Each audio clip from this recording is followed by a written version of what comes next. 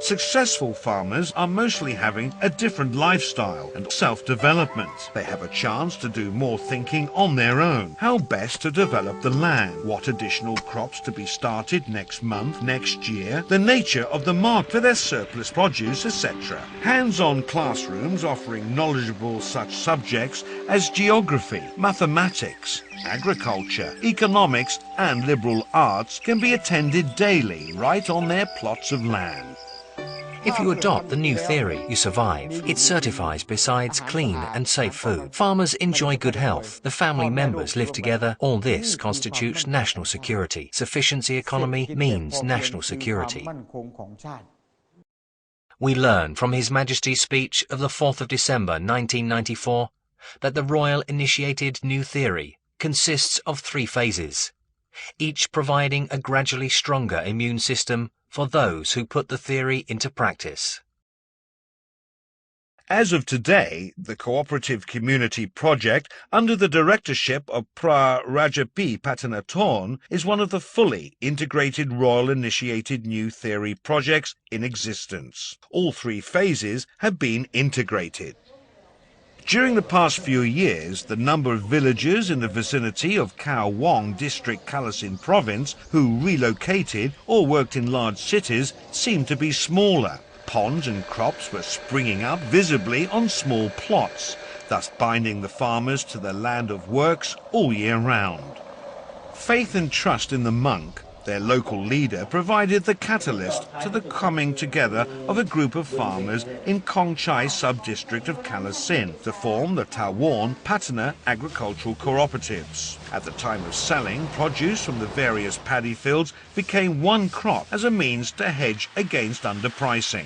Brainstorming and joint trading mean positive outcome, as they are the key to increase the farmers' bargaining power. Disastrous it would be if they tried to do it individually. That's why the cooperative system in our country needs to be reviewed and revived. Without this, the country would head for hardship.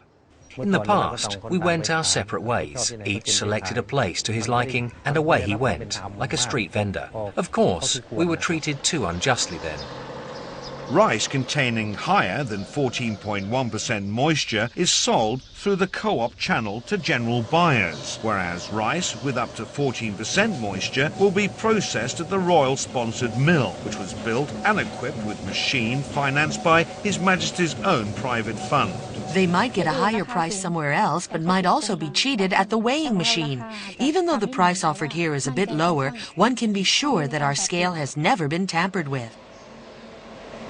The royal-sponsored rice mill is presently equipped with a grain sorting machine controlled by the microprocessor to detect contaminants, as well as off-coloured grains.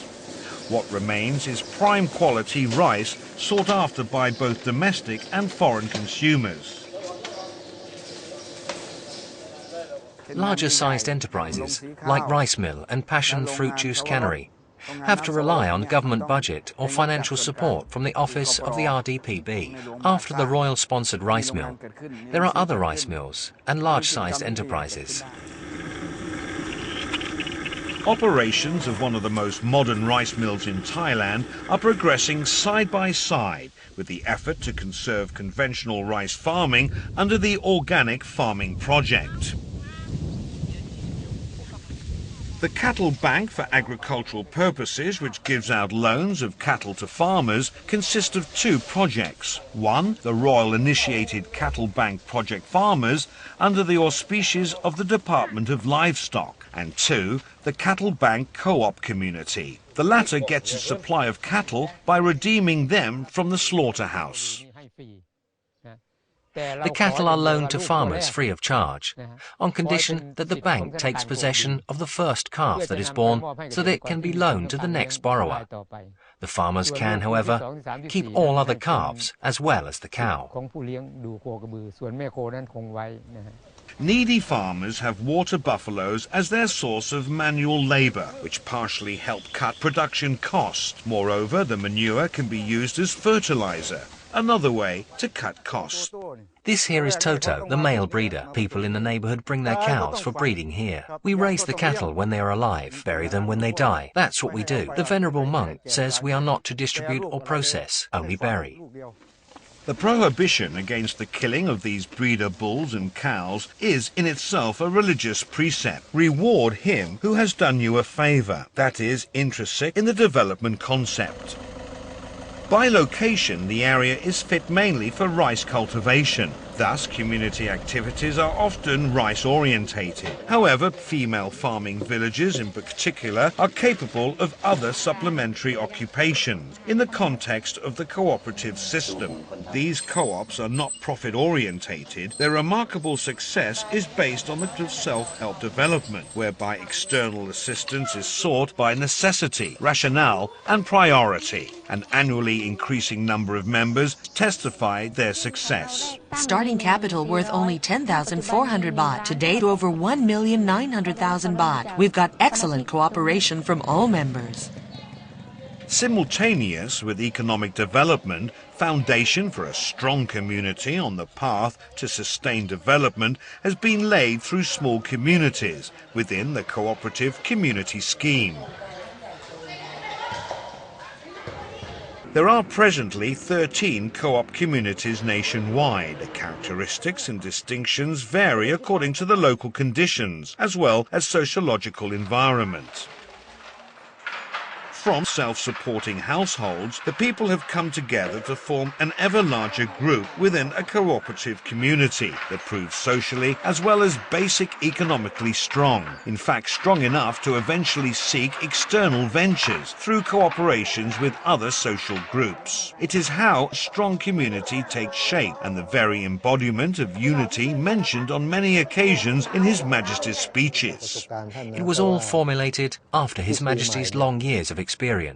After all, the new theory concept was first referred to some time after His Majesty turned 60. In the context of civil service, that would be the age after retirement. They were virtually His Majesty's lifelong experience because they had been gathered in all the years he worked.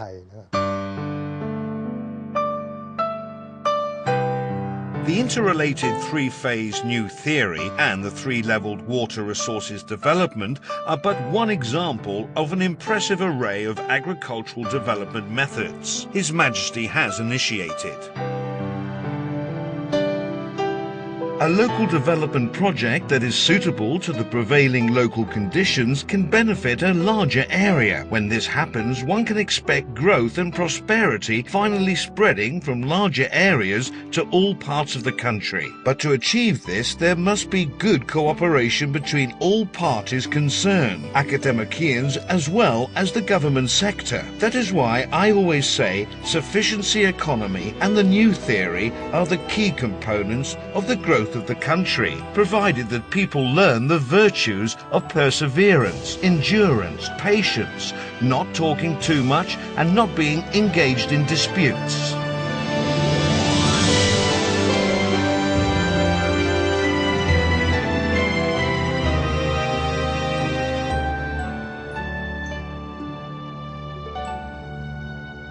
That was the new theory, which His Majesty the King initiated for his farming subjects, especially those impoverished ones. It is evident that the living standards of the farmers who came to adopt the new theory are not destined to remain the same forever. Whether the quality of life will be upgraded for them is contingent on a steady foundation which will enhance sustained progress.